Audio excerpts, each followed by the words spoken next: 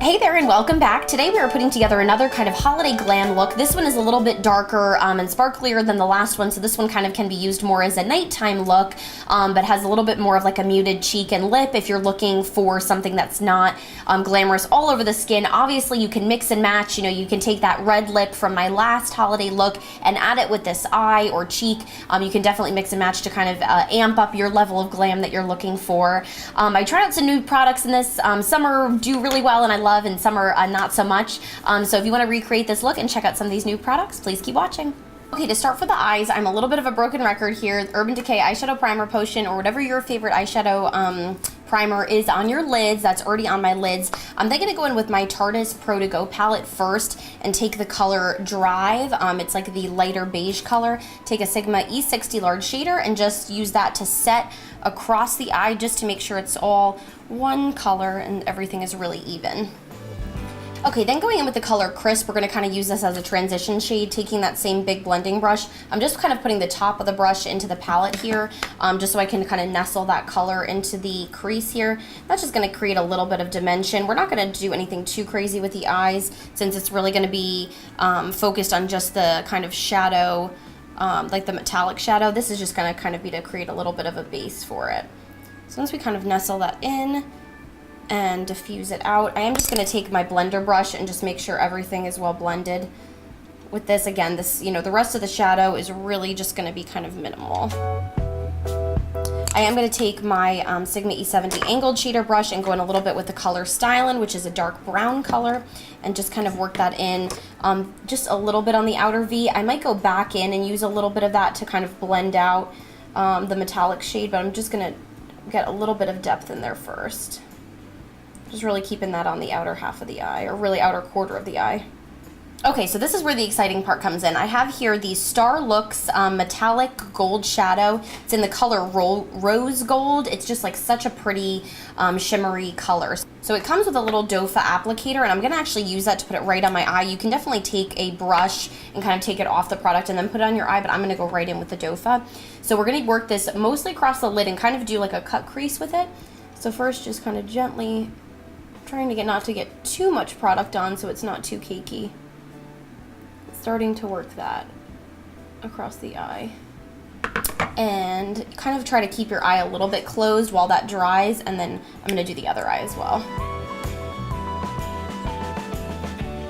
Okay, so now that I've let it dry a little bit, I'm going to go back in with the Crisp color, but this time on an angled brush, and I'm just going to kind of diffuse the top of the actual metallic shade a little bit, just so it kind of blends into the eye. And with the same angled brush, go back into that Stylin', that darker brown color, and start working on the outer, just kind of quarter of the eye. Again, kind of blending where the end of the metallic shade ends into the corner of the eye, just to create a little bit of depth. And you can slightly bring that into the crease, but I like to keep it mostly on the lid and really just that kind of outer V on the eye here. So, you know, if you want a super dramatic look, you can kind of bring that metallic shadow, like a cream or liquid shadow, up a little bit higher. I'm going to pretty much opt just to leave it on the lid. I'm going to move on now to eyeliner. I just got this in my Ipsy, and I've been absolutely in love with it for the past few days. It's the Smashbox Always On Gel Liner, and obviously this is like a smaller size because it just was in the Ipsy. I think the color it says here is Fishnet. I'm not sure how many other colors they have, but it's perfect for the top line, waterline, everything. So I am just going to use this really dark black shadow to first go in the waterline and then on the top of my eyes. Now this liner has a little bit of give, so I'm just going to slightly smudge it out with my Sigma E65 small angled brush.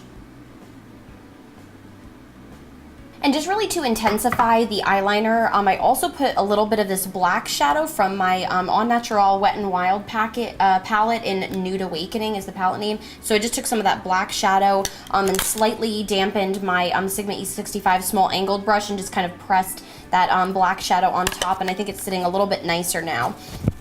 So moving on to the face, I've already primed with my NYX Angel Veil. I'm then going to take my No. 7 Beautifully Matte Foundation in the color Warm Ivory and just bounce that onto the skin with a damp beauty blender, and I will be right back. Okay, so foundation is done. I also use the Tarte Shape Tape. I use the color light under my eyes and light medium for like my forehead and the center of my face, just because I'm kind of in between shades. I also set it all down with the Maybelline Fit Me in number 10 Fair Light. I'm not going to go and add a little bit of dimension back into my face with my Sephora contour palette. I'm just taking the center shade that's a little bit more of like a cool tone, and using that to contour my cheekbones, forehead, jawline, and nose.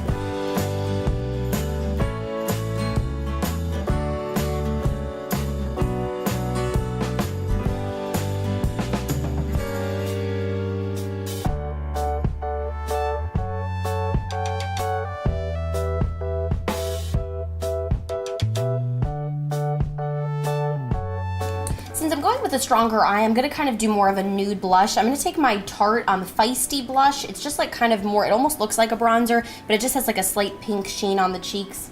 And it looks just a little bit more natural. I'm taking that on a Sephora angled blush brush.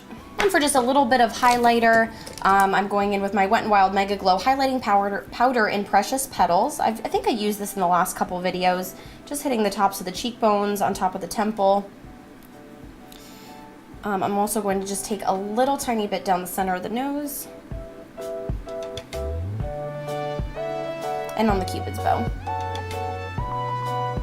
While I have it out, I'm going to take a Sephora pencil brush in E30, and I'm going to also use it to highlight the brow bone. Then with the same pencil brush, I'm going to go into my NYX Baked Shadow in Easy Rider. It's that white shade that I usually use to highlight my inner corner. Taking the same brush that I just used for my brow bone and my inner corner, I'm going to go back to my Tarte Protego and take that dark brown styling color and just take a little bit of that underneath the eyes to smoke out the lower lash line. For brows, I'm going to use my Maybelline Eye Studio Shaping Pencil and a little bit of the Gimme Brown number 3. I'm going to do them and be right back. Okay, and then for lashes, nothing too exciting. I'm just using my L'Oreal Voluminous Lash Paradise, pretty much applying it the same as I have in all my last videos. Okay, setting that all down with the NYX Matte Finish setting spray.